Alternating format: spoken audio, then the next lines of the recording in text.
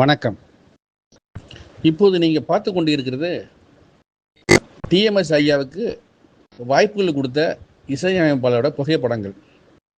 சில புகைப்படம்லாம் நம்மளால் கண்டுபிடிக்க முடியல, ஆனால் சிலது மட்டும்தான் நம்மளுக்கு கிடச்சிது. அதில் நம்ம விஜயபாஸ்கர், வி குமார், இன்னும் சில பேரை சொல்லிட்டு போகலாம். அந்த மாதிரி புகைப்படம்லாம் எல்லாருக்கும் தெரியும்.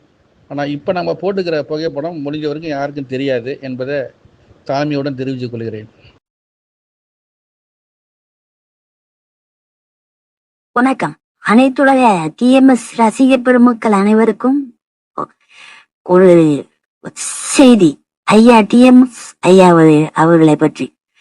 ஆக்சுவலா ஐயாவுக்கு மொத்தம் கிளை இசை பாடல்கள் மட்டுமே 10,132 பாடல்களுக்கு மேல படிச்சிருக்காரு. 3,100 சம்திங், அதாவது 3,162 படங்கள், திரைப்படங்கள்.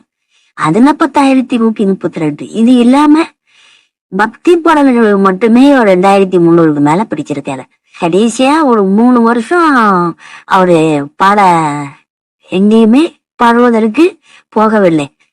2010 பி சுஷிலா அம்மா கூட படித்த பாடல்கள் தான் அவர் கடைசியாக படித்த பாடல். அந்த பாடல் என்ன என்று எனக்கு ஞாபகம் இல்லை. ஏன்னா டைரக்டர் அவங்களுக்கு இசையமைப்பாளருக்கு கொடுத்த அவங்க பேரை சொல்றதுக்கே டைம் ஆகும், அந்த அளவுக்கு கொடுத்துட்டாங்க. குறிப்பிட்ட இதா பாத்தீங்கன்னா எஸ்.எம். சுப்பையா நாயுடு, அப்புறம் ஜி. ராமநாதன், எம்.எஸ்.வி., கே.வி. மகாதேவன், இப்போ இந்த டி. ராஜேந்திர ஐயா கூட அவருக்கு வாய்ப்பு கொடுத்திருக்காரு அவர் படத்துல பாடுறாரு. ஆமா, அதே மாதிரி கதாநாயகனாகவும் நடித்திருக்கிறார்.